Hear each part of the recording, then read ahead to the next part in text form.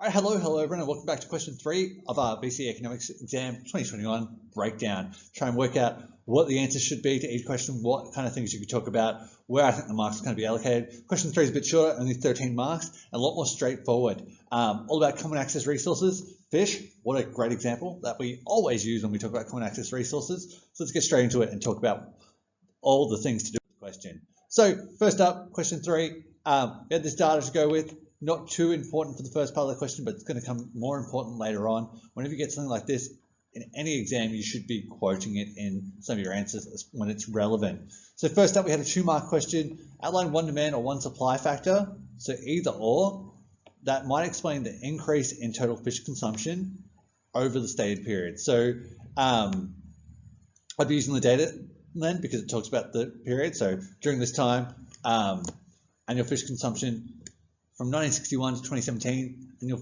total fish consumption increased by 3.1%. Essentially, you could say anything for demand or supply factor.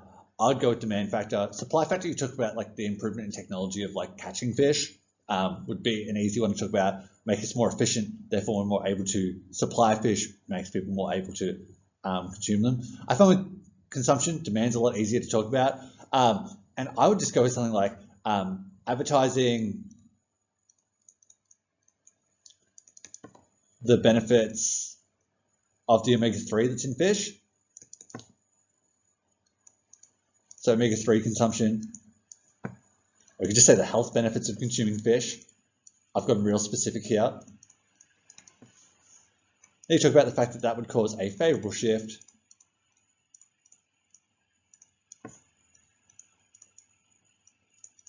where more demand, increased demand at the same price, and therefore that would explain the change in consumption. So same price, that explain the increase in consumption by 3.1% between 1961 and 2017. As long as you get to the point of if you include that data and mention something that would increase the total demand or increase the total supply, realistically, with consumption, demand makes more sense because demand is about consumption. It could supply more. It's not necessarily going to mean people are going to purchase more. So demand is going to be the easier option there. Advertising, increasing disposable income, anything that you can link back to it. If your example makes sense with fish, like just advertising the health benefits of fish consumption, it's probably going to be your best bet in that area. Then we've got with reference to the quotes provided on page 16 and to the characteristics of common access resources, explain why there may be an inefficient allocation of resources in the fish market. So you're going to talk about what common access resources are, which they are rivalrous, meaning that one person's consumption means that someone else cannot consume it, and non-excludable. So you'd have to really specifically mention that in there. And then you've got to link that with the data on this page. So because fish consumption increased by 3.1%, this takes away fish from other people, and therefore sustainable levels decreased from 90% in 1974 to 65.8% in 2017. And this is because they are fish is a common access resource. It is rivalrous, and therefore, as consumption increases, one person consuming those fish takes away from other people. And so the more and more it increases, the more and more those resources are taken away, and that is why the sustainable levels have fallen. So getting into the specifics of, you're probably going to get 1 mark for linking it to why they are rivalrous, the fact they are non-excludable, anyone can consume them, and using that data is going to get you the 3rd mark there. So, and really pointing out why that is inefficient, because it's not going to be sustainable in the long term and may negatively impact future generations. You may get specific benefits here from mentioning a specific form of efficiency in resource allocation, whether it be, because there was nothing else like that on the exam, so mentioning a type. So saying that this is going to lead us to the fact that they are rivalrous and non-excludable, it's going to be inefficient because it's not going to achieve allocative efficiency in the long term. So in the long term, we're not going to be allocatively efficient because we're not going to be able to produce the combination of goods and services that maximize living standards. So linking to type of efficiency, or intertemporally efficient would probably be even better, because it's going to be damaging for future generations. To type of efficiency. So allocative or intertemporal would be great there, and really highlight what you know about efficiency and resource allocation. Then we've got C. Explain one example of government intervention which could be used to reduce the degree of market failure associated with common access resources. So market failure being any situation where the allocation of resources doesn't maximize living standards or maximize efficiency. So one example of government could be laws or legislation. And you'd link that to the fish in terms of licenses or limits for fishing. And this then limits the consumption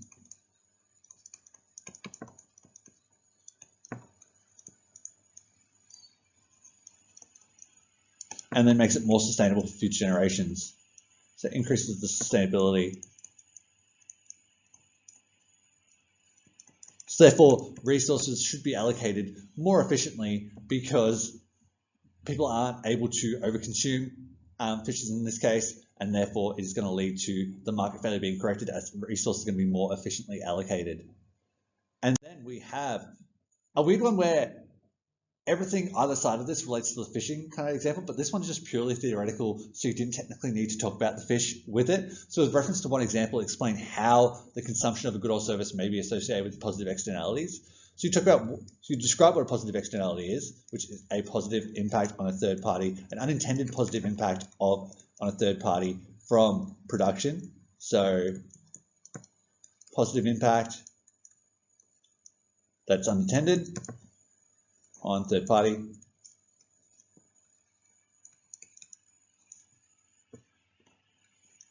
And then I saw online a lot of people used the great example of vaccines. So COVID vaccines was probably fresh in mind. The fact that the positive benefit on the third party is that if people get vaccinated, it's going to have positive externalities of other than COVID's not going to be transmitted to other people in their community. They're not going to be quarantined, put into isolation, etc. Therefore, it's the benefit on third parties is unintended by the production. You're just intending to vaccinate that person so they are less likely to catch COVID, but it has the added benefit of them not being able to transmit it to other people, and therefore it's going to positively benefit other people in society. So you get your 2 marks there for your example and how your example works with it, and then talking about what a positive externality is and making sure they link together. And then finally, explain one factor which would affect the price elasticity of supply for fish, so supply being important there. And so knowing that price elasticity is the responsiveness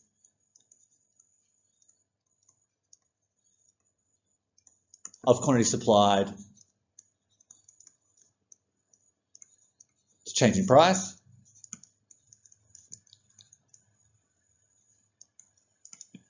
And so with price elasticity of supply, we know in terms of like resource mobility, storability or durability, and time. I'd go with time in this one, time being the easiest. So talk about the fact that time in the short term, it's inelastic because there's a finite amount of fish or a limited number of fish.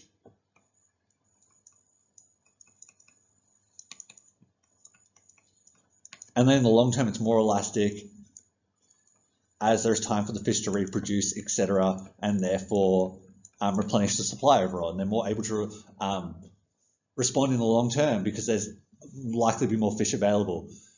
You could have potentially gone with resource mobility. So, for example, if we were only using 50% of like fishing trolling boats, then we're quickly able to supply more because we're able to employ more boats and therefore fish more, catch more fish, and therefore supply more fish. So you could have gone elastic or inelastic specifically, as long as you use the factor and link that to fish well. So I like time because in the short term, most supply is inelastic because we have a limited amount of a thing available and it takes time to grow more. and therefore we are unable to supply more regardless of the price. And that is it for question 3. So if you have any questions about this one, feel free to leave them below. I'm more than happy to answer them, more than happy to discuss any of them. Once again, these are just my opinions. I could be wrong. VCAR has a lot of different opinions to what I do at points in time, and that's totally fine. It's all about having a discussion to work out why things are the answer or not, or what things are acceptable answers. We've got one more question to go through, question 4, which we will hopefully do later today. Other than that, I hope you are having a wonderful day and your exams are hopefully going to be over soon. I'll see you next time. Bye.